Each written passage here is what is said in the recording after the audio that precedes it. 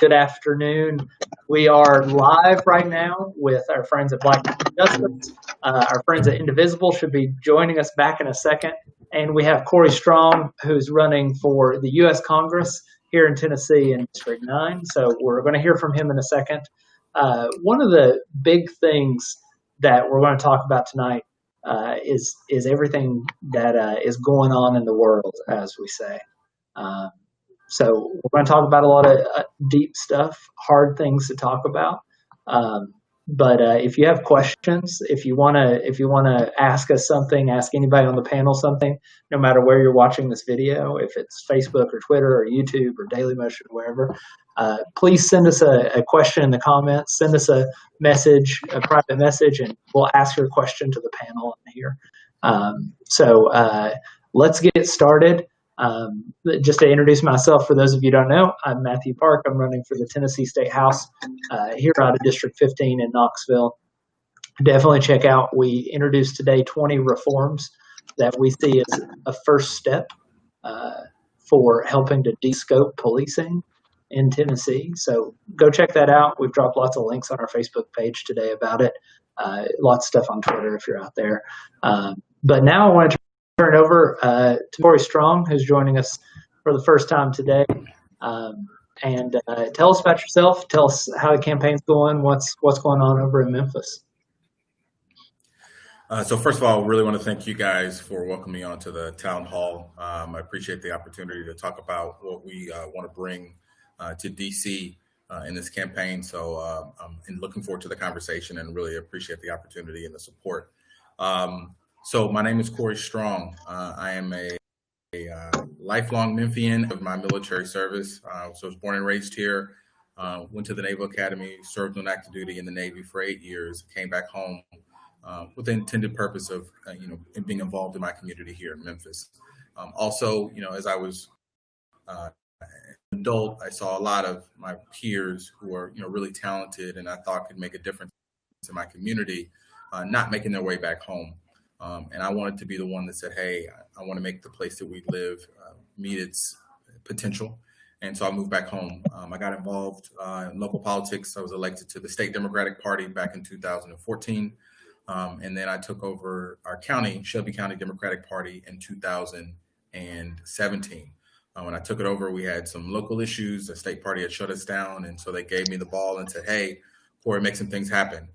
So in 2018, for our county level elections that we have every 4 years, a year after I took over, all 10 of our countywide seats went Democratic. Not a surprise in a county that's predominantly Democratic, but it is a surprise in that prior to that election, 9 of those 10 seats were held by Republicans. And so this is the first sweeps the Democrats had ever had in Shelby County. We increased our representation on county commission as well. And you're starting to see that in the way that all of those leaders are leading in Shelby County. And I'm proud to be a part of what they did. And so I made this decision to run for Congress because I've been dissatisfied with the leadership that we have seen here. And I think a lot of people have been complacent and said, hey, I like the vote and that's fine. And I think leadership is far more than what you do. That'd be equivalent on a job and saying I answer all calls and return all emails. Like your job is much more than just kind of those things. And so here in Memphis, we are as a city dealing with higher poverty levels than we ever have. And particularly the Black community in this city is more impoverished than they were the day that our congressman was elected. But more importantly, just at a fundamental level, we think about our current president and, kind of the disrepute that he's brought to that office. Unfortunately, we have our own version of that here locally, where he's done and said a number of things over his time in office that really make 9th District kind of the laughingstock. When you're eating fried chicken in the chambers of Congress, when you're disrespecting Purple Heart recipients, when you are saying and doing things that don't show the proper amount of support or the proper amount of respect for the office and the people that you represent, it's time for a change. And so we're running a campaign that is purely an economic platform to say, hey, I want to bring better jobs to the city. I want to bring self-determination to our communities. I want to bring back manufacturing. I want to turn people in Memphis that's known as logistics hub. I want to turn them from movers into makers and grow Memphis into the juggernaut that it can be. It's already a great city. It's mentioned in more songs than any other city in the world. And we've culturally influenced the world in so many ways. But I think we can do more to involve every community in this city. And a lot of them have been left behind. And that's not okay with me. And so I'm working to bring that platform that I'm going to go to DC and advocate every day for the 9th District, not forget where I'm from, bring that seat home, and bring better jobs and economy for the future to the city of Memphis and to the 9th District. And so that's what we're running on. The response has been great from the people we've engaged with. A lot of people have said, hey, it is time for a change. It's time to move forward. It's time for new leadership. And so we're just working to continue to take that message to everybody that we can. Everybody's been receptive, haven't received much pushback at all. It's been like, hey, you're a good guy, and I want to hear more about you.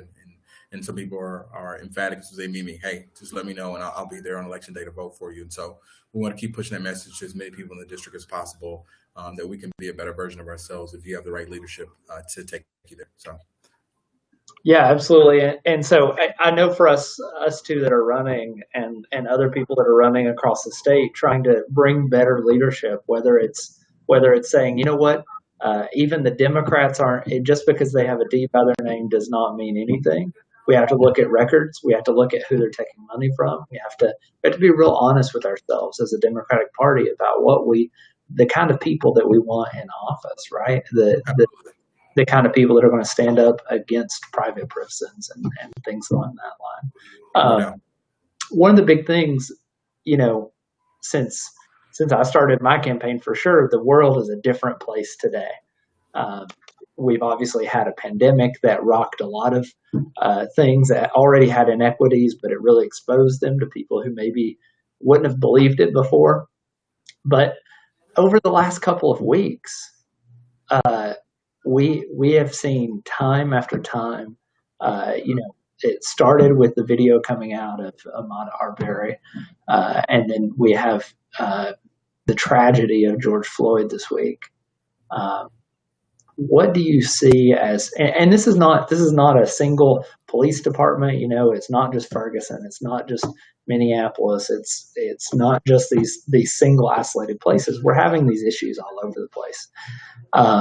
And usually when we have countrywide issues like that, this discussion becomes much more national, and it starts happening in Congress.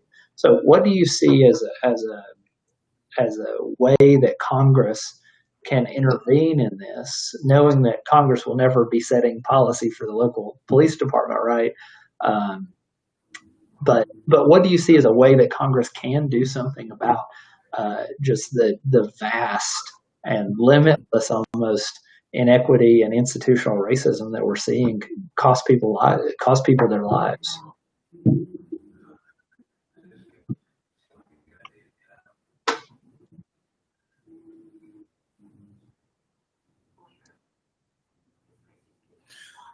So I think first of all, and I think this is most important, is we have to have leaders that lead by example and understand that our country has never really practiced a spirit of reconciliation as it pertains to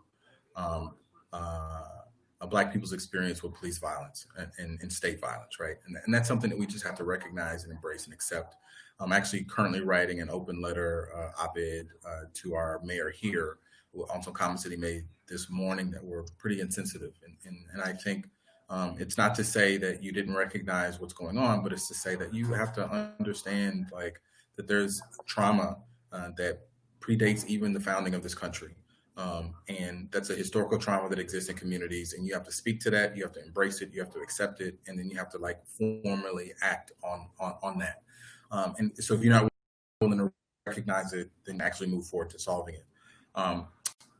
But other thing I would say is, you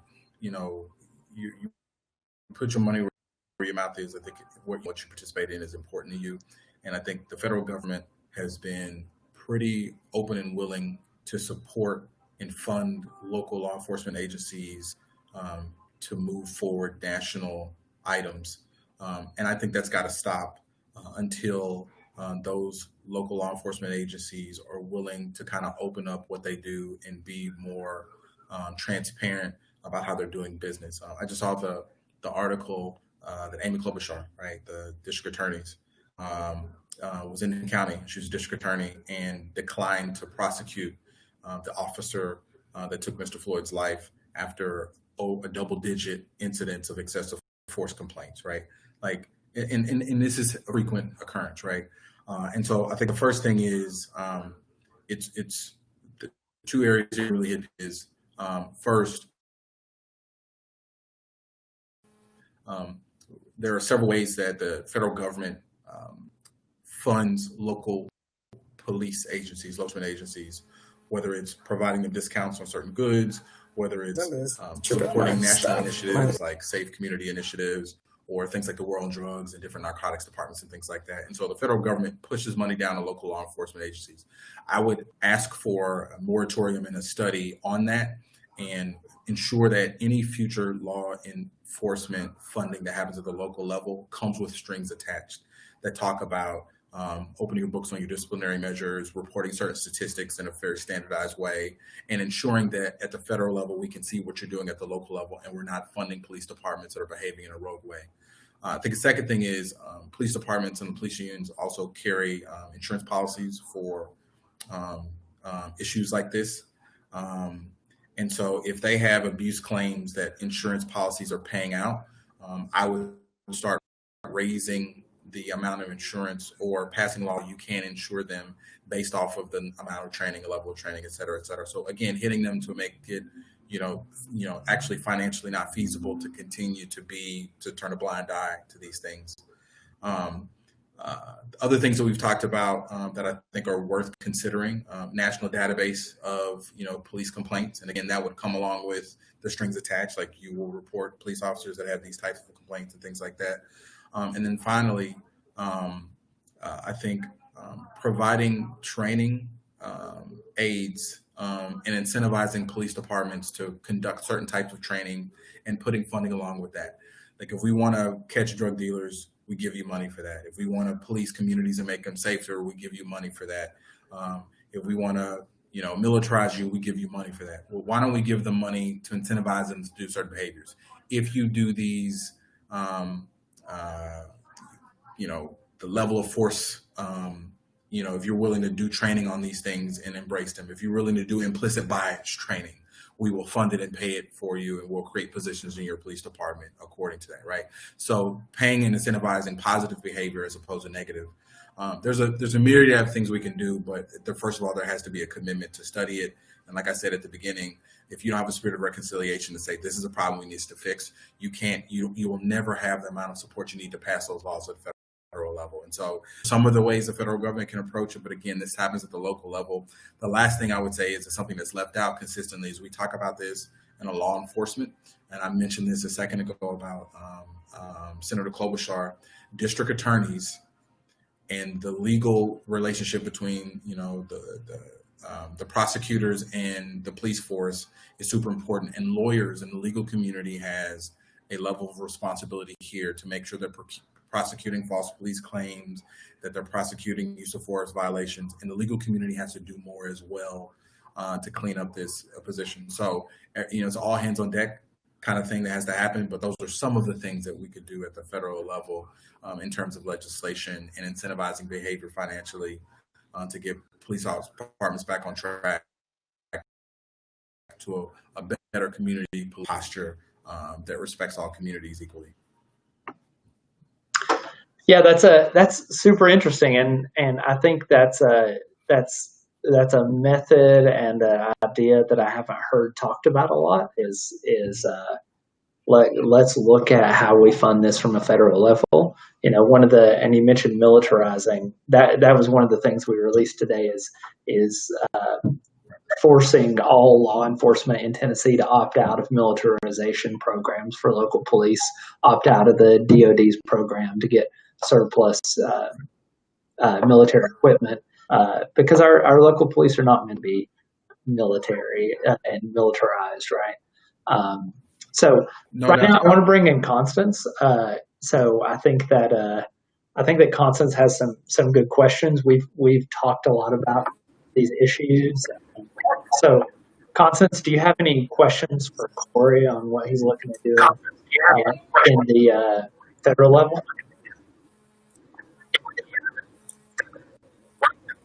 Actually, no. The luxury is that Mr. Strong is the newest endorsed candidate from Black Coffee. Black Coffee has officially endorsed him, effective, I think, yesterday we completed his interview. And we did a rundown called the top 6 issues and concerns. We talked about healthcare, we talked about police reform, talked about housing, we talked about everything under the sun. And I'm very excited, I'm very pleased. And I'm like you, Matthew, I agree. Very strategic of how to remove funding from police departments from a federal level is definitely a very interesting tactic. Actually, as you mentioned, is that yes, you two are going to be hand in hand together, because if he's able to find a way for tactful legislation to move federally and then pass that down to you on the state level, so that you can do what you can do, like you just talked about, you do support the pulling funds from police departments that have a history or record of misconduct and going rude with their behavior. I think that we could start seeing some real changes. I like the whole the ceasing the contracts with our state of Tennessee with the DoD contract services and surplus their equipment. And I also like the fact, at the end of the day, you are talking about what gets people attention, the money. You're talking about messing with the money. And we already all know that when you're going to make some real changes, especially when you're talking about a politic game, you start messing with that money and people start paying attention a little bit more.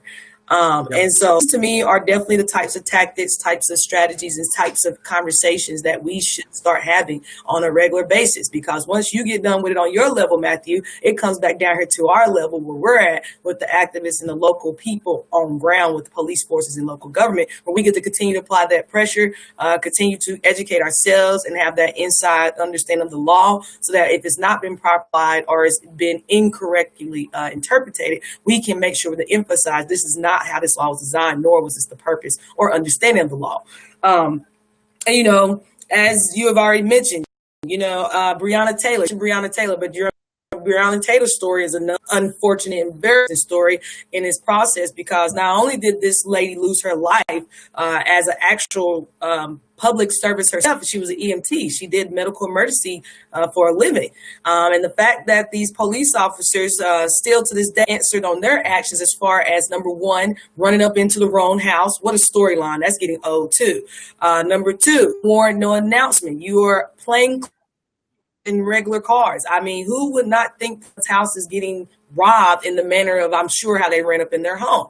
I think what makes it really poor, what makes it really sad, is that in the process of all of this, them running into this woman's house and killing her while she's sleeping in her bed, thinking she's going to wake up for work in the next few hours and go to work. Her boyfriend responds back, as we probably all would normally would. And to keep in mind, her boyfriend was a licensed gun permit carrier, meaning that he had already went through all the process, paperwork, registration, etc., for his gun to be in his home, or to carry it on himself because he had the permit to carry it out his home if he wanted to. But the point is that on top of all that, of killing her asleep, he's dealing with robbers in his home. And the fact that the police department tried to charge him with murder is still a concern, and still shows up, and again, the lack of accountability on the police department when they do make this mistake. In all honesty, this might have been one of those instances that we could have been a little bit forgiving of if the police department was willing to come forward and say, hey, we made a major mistake here. We went into the wrong house. We did do a no-knock warrant, but we didn't announce our presence as police officers, and we did go in at night when people are normally sleep resting in their bed. So, if they could have came forward and may have been honest even about the mistake that occurred here, and not been so quick to try to criminalize the young man in his own and you young lady in her sleep. There's multiple, we've already before discussed the interview. When we talk about the history of the police, we're going to have to be honest about this. The history of the police is ugly. It's an ugly, ugly history. Starts from slavery, literally. That's where the police comes from. We start from slavery to having slave catchers. We move from slave catchers to actually evolving into police departments, but then we had the KKK who brought in race soldiers that infiltrated our police departments. And now we have a modern timeline to spread out and expand. I think what Mr. Booker brought up is a valid point. The DAs are responsible for this. And that's what I guess my thing was, what question I would have is that how can, between both of you candidates here right now, how can you two work together on the federal and state level to hold DAs responsible? Because at the end of the day, day, nothing hits that courtroom's judge's desk or anything else until the DA say we're going to charge or we're not going to charge. And then that's when it moves into court. So my question for you two is, how are we going to hold these DAs charges when they fail to file it against these police officers that are committing these crimes? How are we going to start doing that? Yeah, go ahead, Corey. So I'll jump in there. I think the way I think about my job as a leader and as a federal leader is how can I be proactive, right? Like as opposed to being reactive, how can I be proactive? And so one of the things I think that I can do is follow in the footsteps of what you guys are doing and leading right now, and that is how can I put DAs in place that have the right policies so we don't have to hold them accountable when another senseless life has been lost. And so all across the country, you see more progressive DAs being elected, and district attorney is really a position, is not an executive position that people key in on, like, mayor or county executive, or, that's not something people paid attention to. We're starting to understand that. And grooming and supporting people that run for those offices at every level, I think, is super important. I think the second thing is there have been discussions about, kind of a national police brutality law that creates some type of independent AG at the federal level, or expands the Department of Justice to investigate those crimes specifically, and investigate and give oversight to district attorneys that do or don't look at those. Again, that's part of our expansive look at this as particular issue, and that is something we worked out hand in hand of where the federal government stops and where the state government starts. But at the end of the day, like, the federal government has been the place that is, really police these things, these issues, these social issues, because it doesn't happen at the state level. And so a lot of that is on the federal level to do that. And I think that's two of the things that we can all do is just support people who are running and trying to encourage progressive district attorneys to run. And then at the federal level, looking at potential ways to provide oversight, and maybe even specifically for laws related to police brutality. Yeah, and so the thing that I see there on the note of holding DAs accountable is that right now, there is a body that is actually responsible for that. To be a DA, you have to be licensed by the state bar. So the organization that's there to hold those DAs accountable and hold all attorneys and prosecutors accountable is the state bar. But we haven't seen that really take place a lot. One is that complaints are rarely filed by other attorneys against the district attorney, because it's a hard process and you're putting yourself out there. So we need to bolster that process, and we need to enable the bar to kind of do what we've essentially allowed them the legal authority to do, right? So I think that is super important.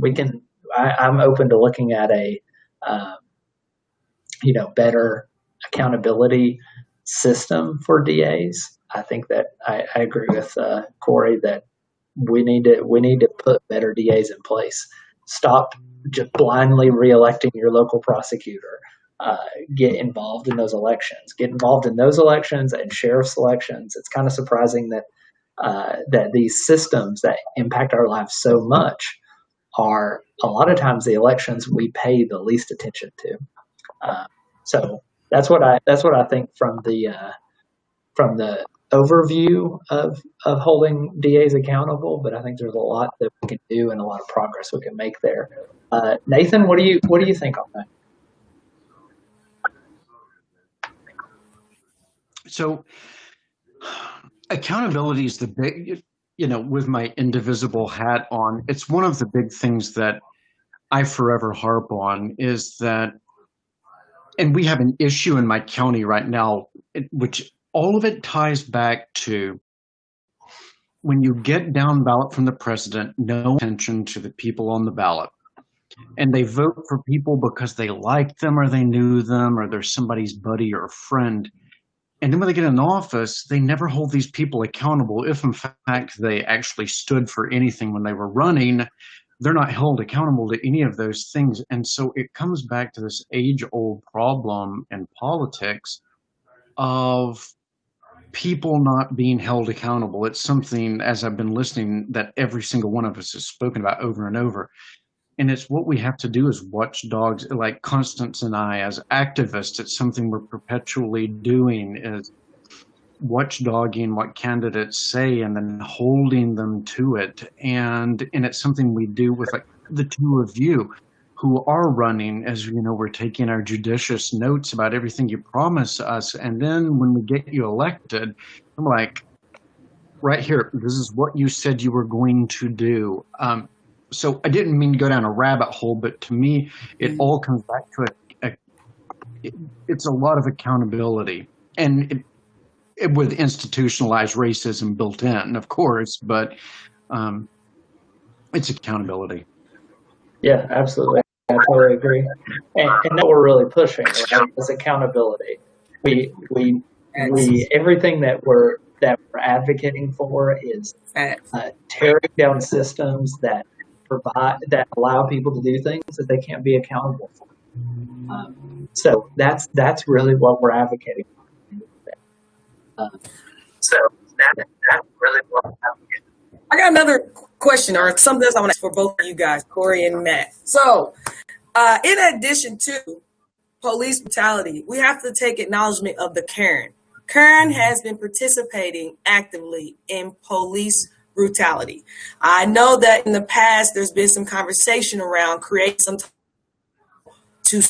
meaning that if you are out public and you see Black people, people of color, or whatever it may be, that's just because you don't want them there. Whatever the concept is behind these actions of these people making these 911 calls to purposely infiltrate harm or death or whatever their agenda is.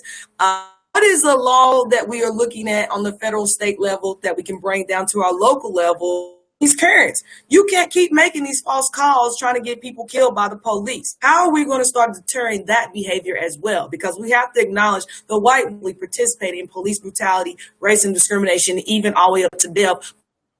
Those bogus 911 calls, and you get the overzealous cop on the scene who's going to support it because of dealing with racism, white supremacy, the real reality of that presence of being Black and surrounded by white people with some type of authority. How to start addressing the mentality, and what type of law we're going to put in place to say, hey, if you get out here making false call forwards just to try to instigate bodily harm or death to someone because you don't want them in your space or you feel like they shouldn't be at the park at the same time as you are, what laws we need to address that? I know we have like false reporting laws, those types of things, but we need to address this direct current issue, and if anything, call it the current law. What are we going to do about current? How are we going to stop that behavior that's been enticed by white women lately at a rapid rate? So I would say that's not just a white woman issue. That's a everybody issue, but there are a lot of white people, because I just saw the report in Minnesota of the guy who reported people in this gym and lost his lease, right? And so here's what I say. Those laws exist, right? So using 911 improperly exists. The issue is similar to the police brutality issue is you have to enforce those laws, which goes back to that DA, right? If someone files a false police report, do you prosecute it, right? Whether that is a police officer or whether it's another individual, because most of those calls are followed up with something else, right? Using 911 for something that's inappropriate is problematic. Now, what I would say is when someone uses 911, generally speaking, you know, there are egregious situations in which they prosecute those. What I would say is that it has to be more expansive. If you talk to 911 operators, they'll tell you like, yo, we deal with this all the time. Like, this is a pretty consistent thing where people are doing it. And generally speaking, they not in order to prevent people from not wanting to use 911, they don't want to chill behavior so much that people are like, well, I'm just not gonna call 911 because it's a hassle or something like that. So you don't want to chill behavior. So what you have to do is be nuanced. But if you do have a sustained incident, particularly these incidents that are on camera and people can see and there's clear evidence of, like that sits at the DA's like, you need to charge that person with a false police report, right? Like that's what's got to happen. And that's not just citizens, but that's also the police officers who do the same thing. That sits at the DA's office. And so the laws are already on the books. And I think most of those laws are local laws as opposed to federal laws. But like, if you do that, then at the end of the day, like we have to prosecute those people to deter that. And without a legal system is willing to do that, you know, we can pass all the laws in the world, but someone's got to enforce them. Yeah, and I think one of the big things there is that we have to train people, and I think maybe we do this in public schools, right? Train people on how to describe an incident, train them on how to do that conflict resolution, because as we start to de-scope the role of policing, because this is actually something that's bad for police officers, is using the police force as a catch-all thing and saying, oh, anything that we don't have a particular service for, just send the police. That's bad Right, for right. policing, and police Mental officers will health tell you and that. poverty and homelessness. Yeah. So, and mental health especially. So as we move into a system where we have arbiters that will deploy to the field to help you solve a domestic dispute, help you solve any kind of dispute that you may have that may not require a police type presence, someone that is authorized to use force. It just requires someone that has good arbitration skills. As we move to a system that has these very specific services that we can deploy into the field, and it doesn't become just a person, a police officer that we want to be an arbitrator, we want them to be a mental health provider, we want them to be a medical provider in some cases, we want them to be there to use force if they need to, we want them to be there to keep us safe. So we're asking all these things of these people who are human, and we need to de-scope their role, because there's very few other jobs that we're just throwing things like, oh, we don't know what to do with this, let's just throw it over there. So we need to be very specific about the role and scope of policing. Then we need to be very specific about how we train people to get access to these services. Do you need an arbitrator? Do you need mental health? Do you need whatever? And that may end up flowing through 911. I don't have a good answer on that yet. I think that we need to do some studies to make sure that we're not doing what Corey's talking about and chilling people from accessing public services at all. So we need to do some research on this, and I intend to call for the state to spend some money on that and see how we can get these pieces down into more specific, more targeted services based on what the need actually is. And one of the things is being able to describe the situation, figuring out what's actually going on, having a rational. I think that we have to teach that. Well, Matthew, like here in Blount County, has anyone ever considered possibly making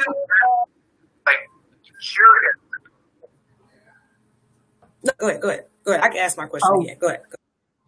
Oh, sorry, Constance. I think I have a slight lag. I didn't realize you were talking. Like here in Blount County, reserve police officers are paid $12 an hour, and they're not even working full time. So these people are making as much as someone who's serving you a hamburger. And like you were saying, Matthew, we're asking these people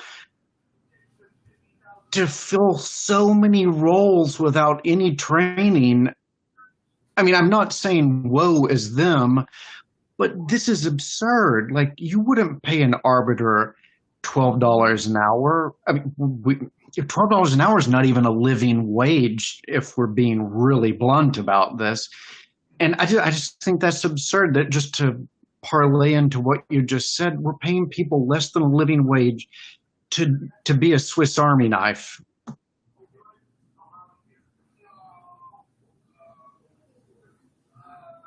Totally agree. What was your question, Constance?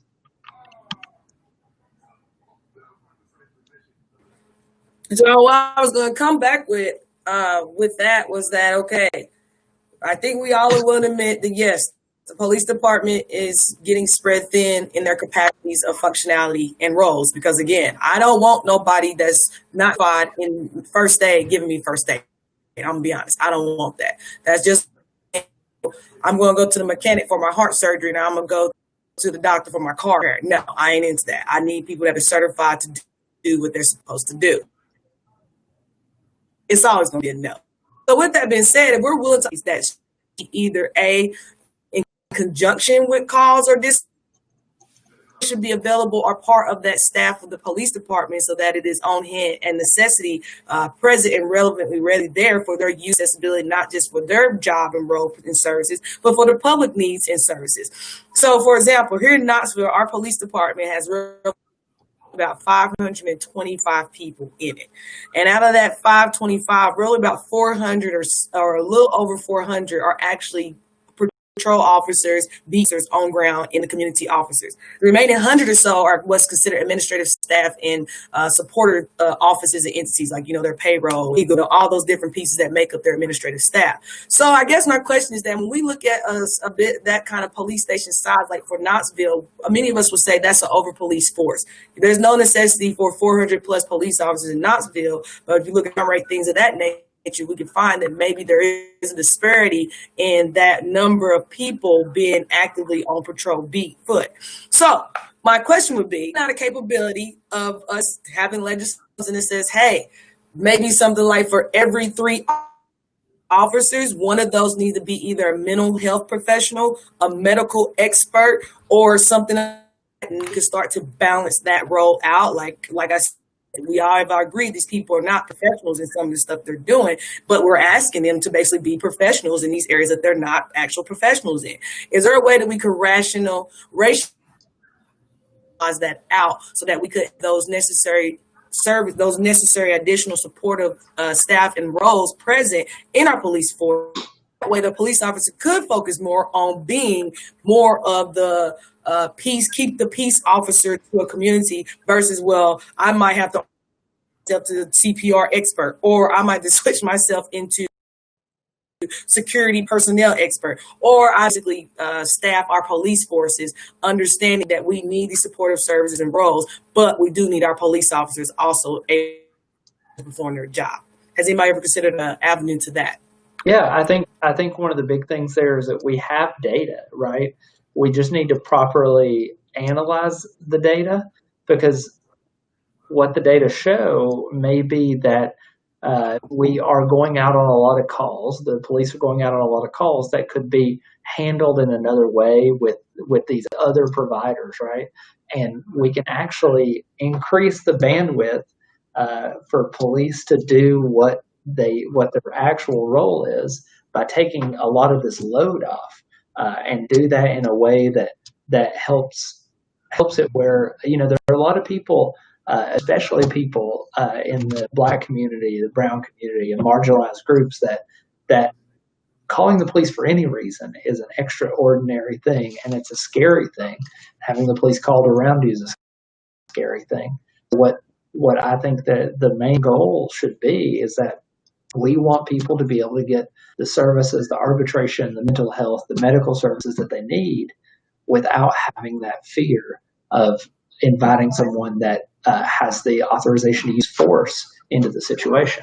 So, and I think we do that with data. So I think we do exactly what you're talking about, Constance, with the data about what has happened in the past, and we say this is how we need to allocate our resources based on the previous calls that we've gotten. We can reasonably predict the future.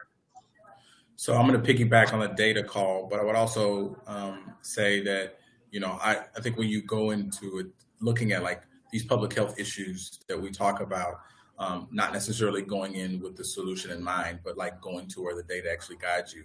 And what I would say is, if we're going to sign on mental health, I think we have to look at kind of the foundational issues that potentially cause that, because generally mental health, there's another root cause that causes that, right? And so I like the idea of, that we understand and we use the data point of police seeing and interacting with a homeless population that deals with mental health, that demographically from these communities or have these experiences, and use as a data point to say that we have a broader mental health issue, and then having a holistic approach to a mental health issue that takes it off the place of police officers. That might be people in the police force. That might be a standalone agency that does that. That might be engaging them before a police officer ever gets in touch with them. That might be tracking people. That might be, there's a number of things that can go into addressing mental health that don't necessarily sit in the police department. So we may come up with a solution that never, we keep the police forces the way they are because we've taken it off their plate. We're handling it in a better way. But I would say that, yeah, looking at the data is important, and addressing these social issues in their appropriate space with the appropriate attention is the best way to get to a solution that's going to be meaningful to those populations. Yeah, I think that's definitely the answer, gentlemen. So this is my my bad. So here's my last question, and I'll let y'all run with it. So last for both, disfund and disarm our police station. What does that trigger you when you hear somebody say that? Disfund and disarm the police. What do you?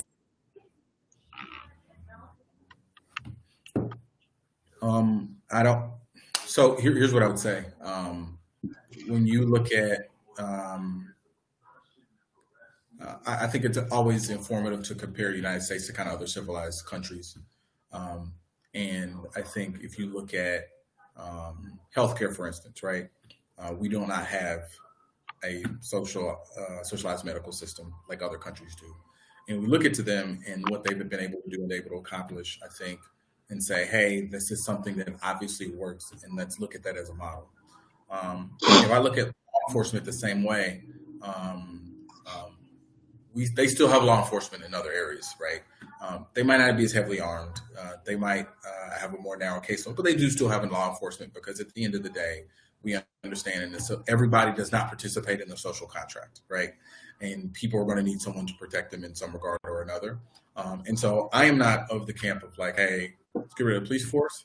But I am going back to even the previous statement about mental health and saying, hey, let's look at data and understand it. One of the things we talk about data-wise, as far as the size and scope of a police force is, Nashville is a bigger city than Memphis. And I think they have like 20% less police officers, right? So it's a larger city with more people in it, with more money to fund a police force, and they have far less police officers, right? And so root causes crime. How do I address poverty and jobs and healthcare so that people don't have to resort to crime? So that I need less police to police them, right? Let's look at root causes. And so do I see a society where we get rid of it? I mean, I think in a theory book, maybe that's a possibility. But I do think that, in looking at the data again and making sure that it is right sized to what we're doing, and that if I can spend money on a police officer, or if I can spend money on a program or doing something that will prevent someone from being a criminal, education, job training, et cetera, that this is a dollar better spent than the police officer, right? And so I think that kind of gets to your point of where we put our money in and what a society we try to build, one, a punitive one, or one that's, sees value and value in all of its citizens. So yeah, and right along those same lines is, you ask that question. What I pivot back to is look, this de-scoping thing, right? When we have a mental health issue out there in the field, we don't need to send, in most cases, a armed police officer there. We need to take that role, take that job, take that money, and instead build up a true mobile crisis unit. We need to build up an arbitration unit that can go and help people solve disputes over the long term, help them get into treatment if that's a thing that's needed there. So I think that's what that means to me is we need to take and de-scope the police so that their role becomes smaller and more specialized and more professionalized, and then we can take a lot of what they're doing that they've caught because they were used as a catch-all for so many years, which was not good for police officers. We can take that and build up these other aspects that will really help serve our communities a lot better. So thank you, Corey, for joining us tonight. Thank you, man. It's been great. Yeah, great. Yeah, this was a great discussion. Everybody, right on. Black Coffee's endorsement. Yeah. Congratulations on the Black Coffee endorsement. I think you and I are the only two males that have been endorsed this cycle. So take it. Yeah. So I think everybody that's watching, please go check out Corey's campaign. Yeah, go check out Corey's campaign. Sign up to help him out. Definitely give him money if you are able to do that. It costs money, unfortunately, to run elections. It costs money to fight for justice. And so our website, just so you know, our website is the901strong.com, and our tag on all social media is the901strong. So the 901 strong. So not only area code, my last name Strong. So the 901 strong on all social media platforms. Yep. So you can see that right there on the screen. The 901 strong. Hey, let me get a t-shirt. Yeah. Awesome. So thank you, Nathan, as always. Constance, thank you for coming. And again, thank you, Corey, for joining us. Please keep in touch, and I hope the campaign goes well. Hey, good luck to you too, man. And appreciate all that you. Yeah. Awesome. Goodbye, everybody. Have a great night.